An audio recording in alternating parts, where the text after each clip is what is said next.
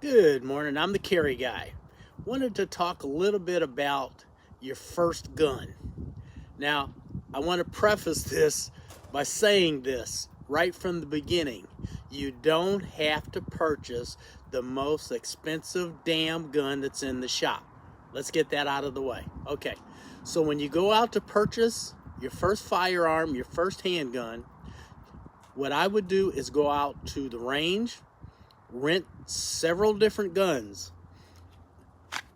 Pick a gun that you feel comfortable with, that your hand fits the grip well, a gun that feels ergonomically good in your hand.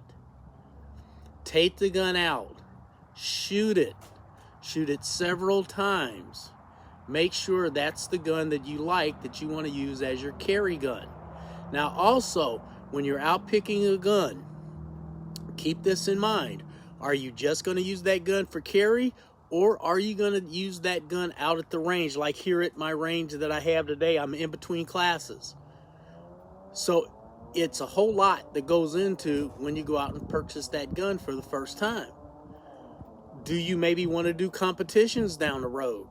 So what I would do, go out, test guns, go on the internet, talk to your instructor like me, get some ideas of about what guns that are good that we would recommend. Now, when I talk about recommendations, when you go to these stores and these shops, you're gonna find what I call gun snobs.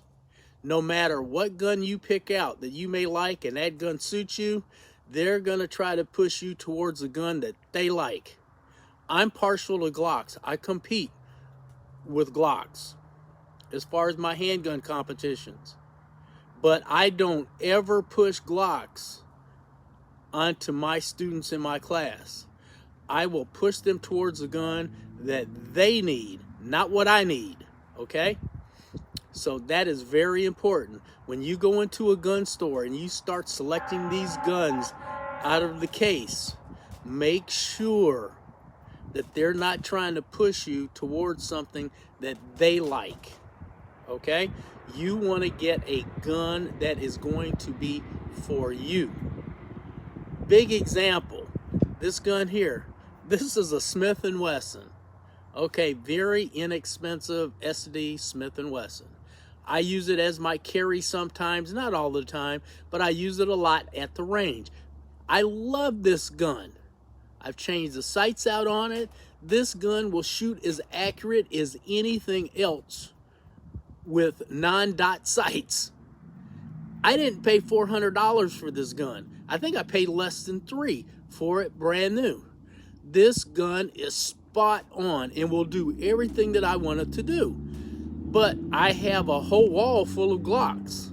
I will carry Glocks as my carry gun. Most of the time I carry this Smith & Wesson SD9 only because I like it. It feels comfortable when I carry it. Okay? So get a gun that's going to be good for you. Don't get a gun that's good for the person trying to sell you the gun. Same goes for your instructor. When you're talking to your instructor, make sure he or she is not trying to give you something that they like. They should talk to you, ask you your needs and your wants. What are you trying to get out of the gun? Is it a gun that's just going to sit in a drawer or a safe at home for safety? You're never going to carry it. You may go out to the range once in a while, which I always recommend to go out to the range a couple of times a month, because your shooting skills are perishable. Shooting is a perishable skill. So if you don't get out, work it, you lose it. So when going out and get your handgun, take some time. Don't just go out one day and decide, I'm going to buy a gun today. Go to different ranges, test different guns, get on the internet, look at recommendations, talk to your instructor, talk to the people in the shops.